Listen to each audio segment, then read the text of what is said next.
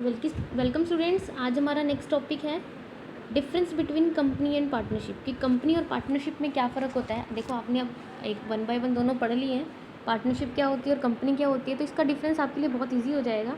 देखो, फर्स्ट में क्या बताया गया, एक्ट की कंपनी में कौन से एक्ट के अंडर काम किया जाता है। तो कंपनी का कौन सा एक्ट है, 1956, Indian companies act 1956। But partnership को कौन कंट्रोल करता है, इंडियन पार्टनरशिप एक्ट 1932। ठीक है।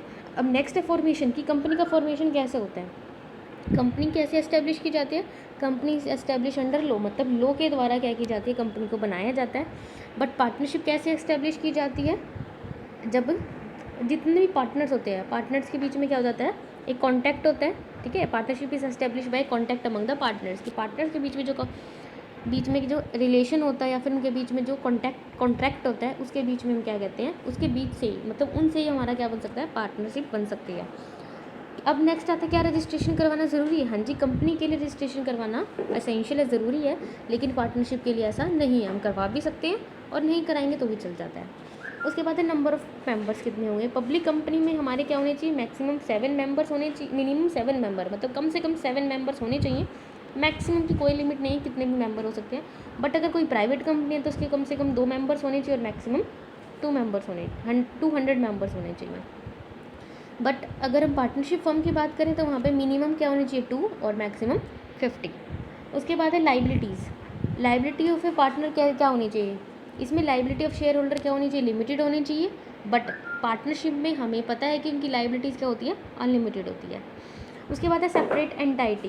कंपनी की जो कंपनी को हम क्या मान के चलते हैं, आर्टिफिशियल पर्सन मान के चलते हैं, इसलिए हम उसको क्या मान के चलते हैं कि जो ओनर है वो क्या है, सेपरेट है, बिल्कुल अलग है अपने फर्म से।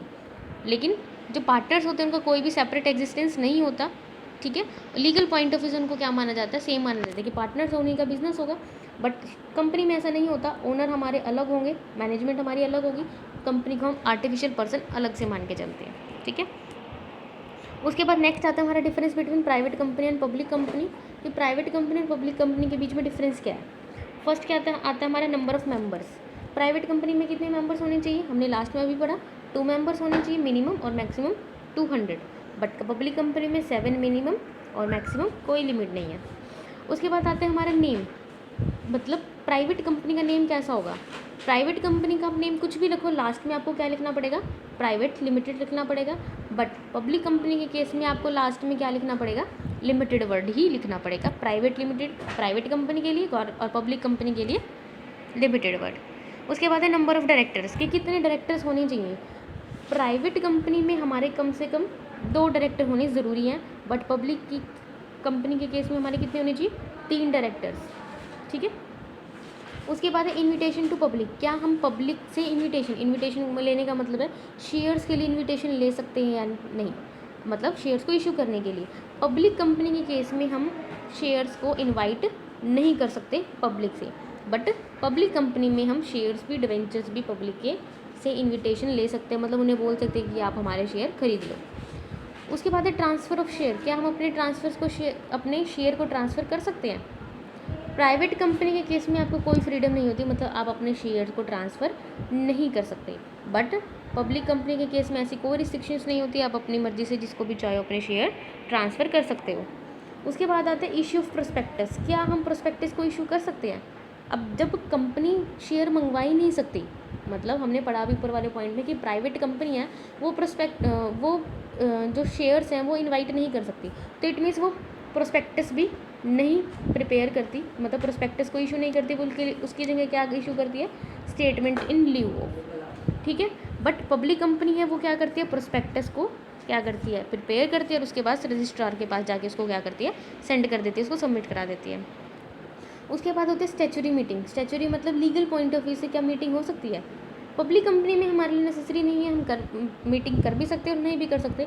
बट हमारे लिए प्राइवेट कंपनी के केस में हमारे लिए मीटिंग को कॉल करना, मतलब मीटिंग को बुलवाना हमारे लिए कंपलसरी होता है। उसके बाद है right of giving loan to directors. क्या हम अपने डायरेक्टर्स को लोन दे सकते हैं। ठीक है। मतलब हम सेंट्रल गवर्नमेंट से परमिशन लिए बिना ही हम क्या कर सकते हैं, उनको लोन दे सकते हैं प्राइवेट कंपनी केस में। बट पब्लिक कंपनी केस में अगर हमारे डायरेक्टर्स को हम लोन देना चाहते हैं तो हमें पहले से सेंट्रल गवर्नमेंट से क्या करना पड़ेगा, अप्रूवल लेना पड़ेगा, उनसे परमिशन लेनी पड़ेगी। उसके बाद है index number, index of members. Index of members का मतलब क्या होता है कि क्या हम हमारे पास क्या होता है कि मतलब मिनिमम कितने पर्सन होनी चाहिए, उनकी इंडेक्सिंग कैसे कर सकते हैं। तो पब्लिक कंपनी के केस में हमारे लिए इंडेक्सिंग करना ज़रूरी नहीं होता, बट पब्लिक कंपनी के केस में ठीक है, अगर उनके मेंबर्स 50 से ज़्यादा हो जाए तो उनके लिए उनका क्या कर दिया जाता है, इंडेक्स कर दिया जाता है। उसके बाद है minimum paid up share capital, कितनी उनकी शेयर कैपिटल पेड अप, मतलब उनके पास शेयर्स की हेल्प से कितने पैसे आ जाने चाहिए। प्राइवेट कंपनी के केस में कितने हैं, minimum 1 lakh, but public company के केस में मिनिमम हमारे पास 5 लाख रुपीज़ होने ज़रूरी है as a paid up share capital पे, ठीक है।